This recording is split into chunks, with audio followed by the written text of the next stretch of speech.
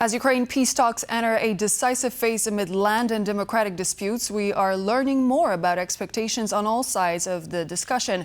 Expectations that are causing concern from both Ukraine and the EU. Joining me on World News Tonight is Jon Sweet, co-founder of IntRep 360, to shed more light on where the peace deal is headed. Good evening and thank you for joining me on the program. Hey, good evening, Klaudia. Thanks for having me on the show. Pleasure. So, as we're looking at the latest developments, we heard about the idea of demilitarized zone. Is Ukraine going to agree? I don't think Ukraine's going to agree. Look, there comes a point in this discussion right now that the sides can't agree, quite frankly, on what the definition of peace is.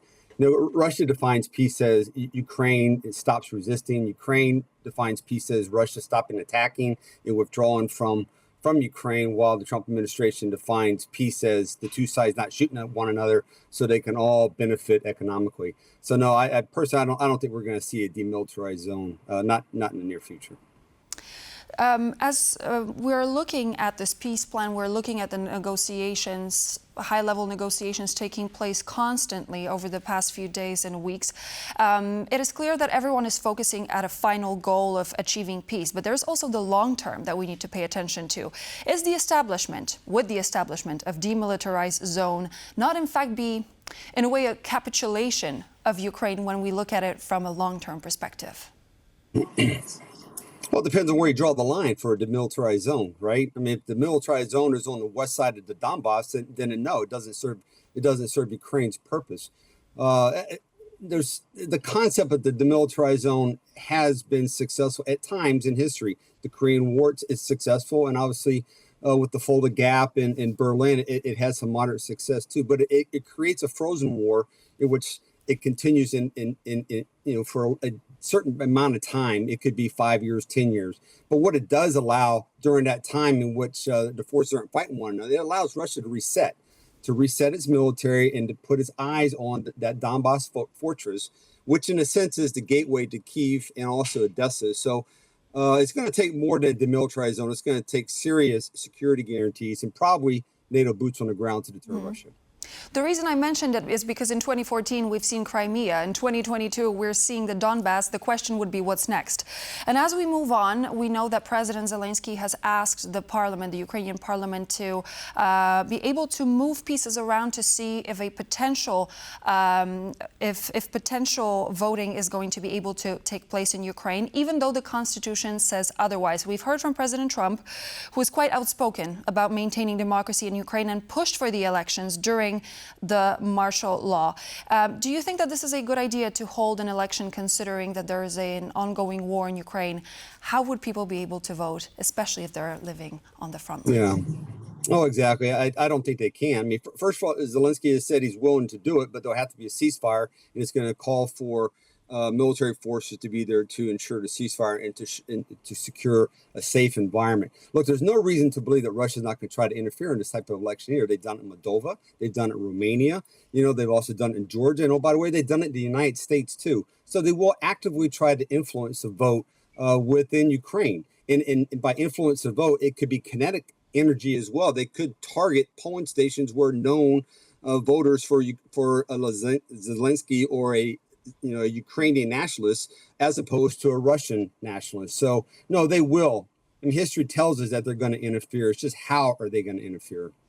So we're hearing those calls from President Trump pushing for democracy, for pursuing democracy in Ukraine, for these elections to take place. Why is President Trump not pushing for Russian democracy? I mean, Putin has been the de facto leader of Russia in different capacities since 2000, and none of the recent elections can be actually considered free.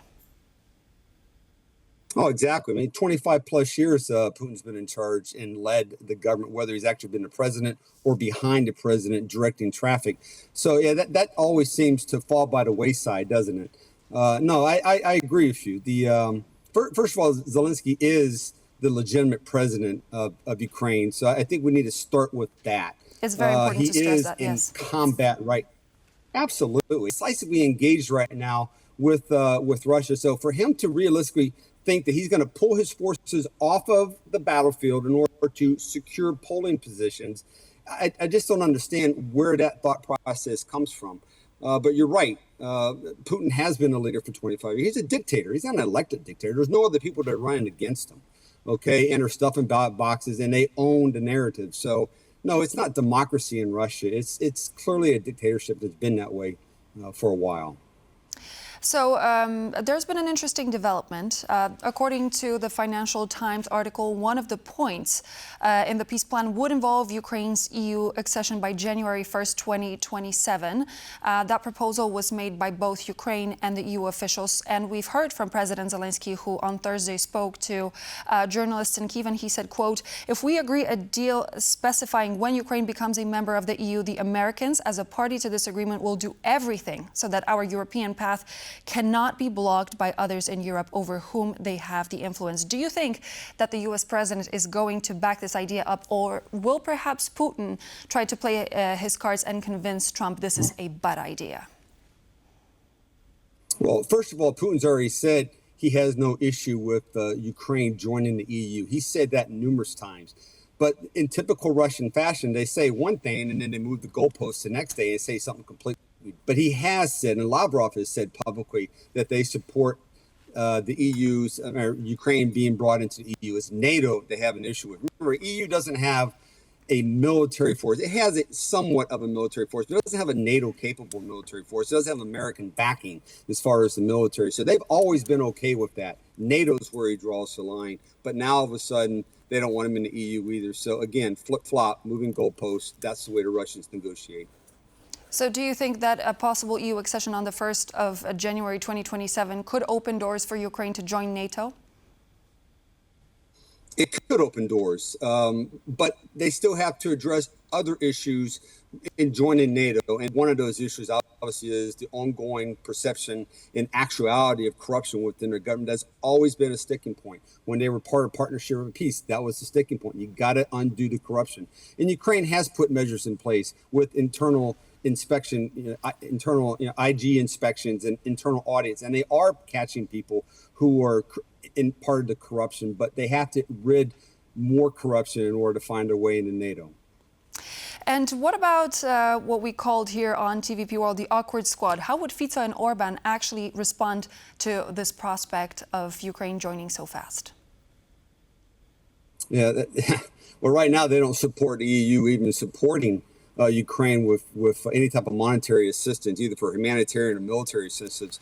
And they will lean towards the cheap energy that Putin provides them. So if Putin says no, they say no. But there's always President Trump. It's pretty easy. So there is always President Trump. And President Trump is a big piece of the equation for the Russian side. Right now, I think we're starting to see the Europeans, separate. And that's a forced separation. But yeah, Trump is a big player. And Trump has reached out to Orban for support as far as trying to generate a peace deal, but it still revolves around economic opportunities. So it is a difficult equation and one that's not likely to be solved within the next couple months.